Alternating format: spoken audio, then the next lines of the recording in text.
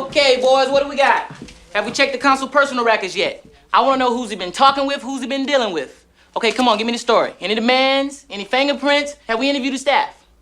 Whitney, who is this? Give me a copy of that.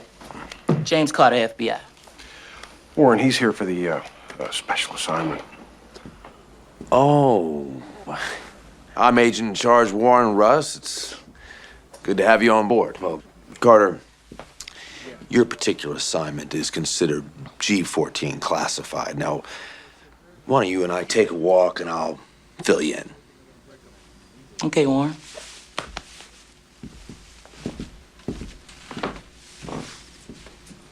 G-14 classified.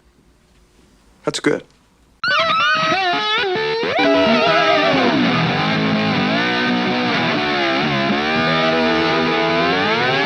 You're listening to Duck Dust FM.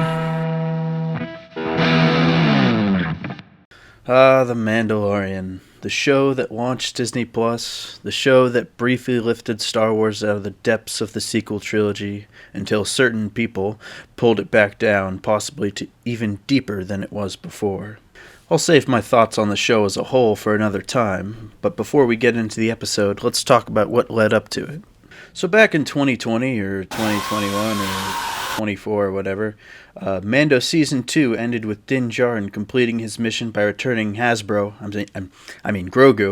back to Luke Skywalker and the Jedi Order, where he would certainly be dispatched at the hands of angsty Adam Driver in The Last Jedi flashback. This was supposed to be the great emotional ending that wrapped up what was, in essence, a pretty decent show, despite the first season being fairly slow and the second relying mainly on cameos and filler, both which I didn't really mind because it was cool to see some of the great characters from animation finally come to live action. So it was up to the Book of Boba Fett and the iconic character's epic return to keep the ball rolling until Mando Season 3 could drop later in 2022.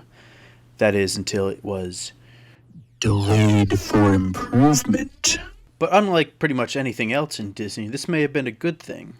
The Kindle of Boba Fett was an old-fashioned clusterfuck, start to finish, so much so that the first 2 episodes of Mandalorian Season 3 had to be shoehorned in like a square peg into a round hole.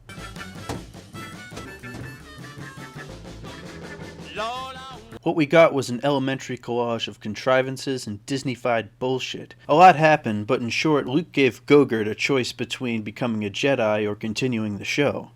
Can you guess what the board chose? A gigantic pile of money. Right as always. So now the previous 2 seasons were nullified in a matter of minutes, not even in the show the main story takes place in. And now, a year and a half later, we're finally at the point where the few decent people at Disney have to pick up the pieces they unwittingly broke years prior. So Season 3 starts off with a recap dating back to literally the first episode of the series for some reason.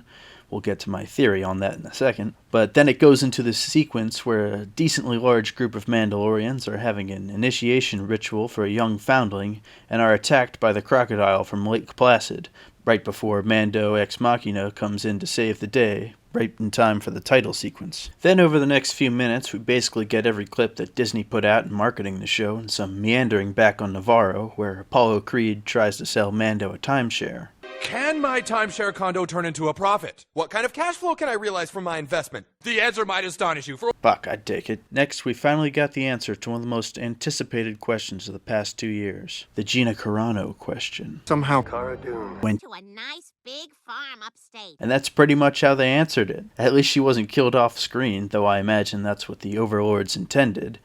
I'd like to believe that Jon Favreau fought for some ounce of dignity here. Mando turns down becoming a marshal and gets into a fight with pirates, a wasted opportunity for a Hondo cameo if every character is just getting thrown around in here, though I suppose that's because of the actor who would be perfect to play him instead of the character. So after ominously passing a statue of the Taika Waititi droid from the first season, Mando decides that the only person who can accompany him to Mandalore is this random assassin droid he knew for a few hours 3 years ago, because he trusts him or something. To which Grief Karga rightly asks him, why not use literally any other droid?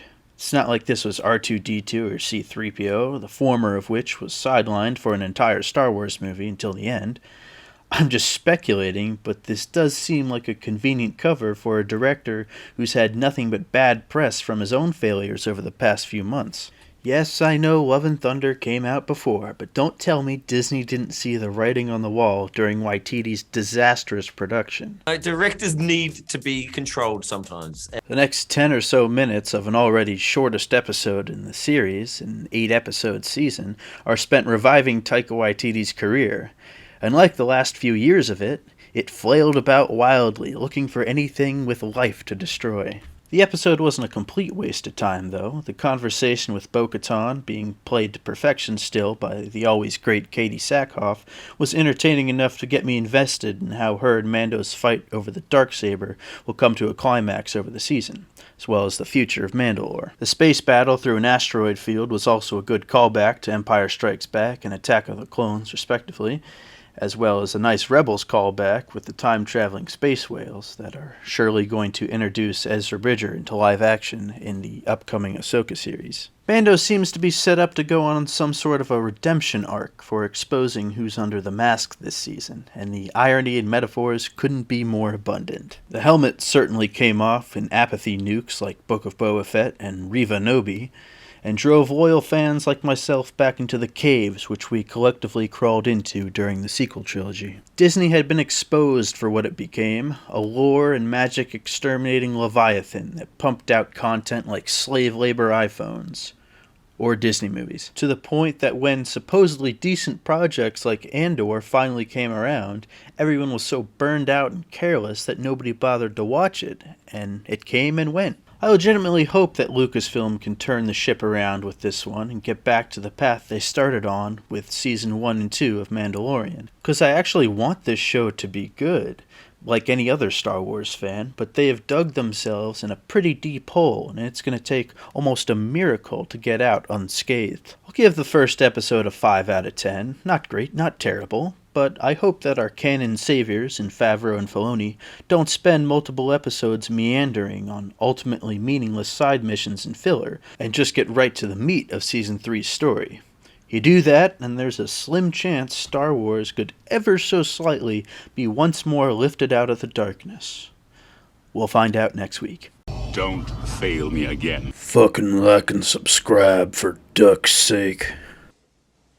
The Duke. Duck, I says.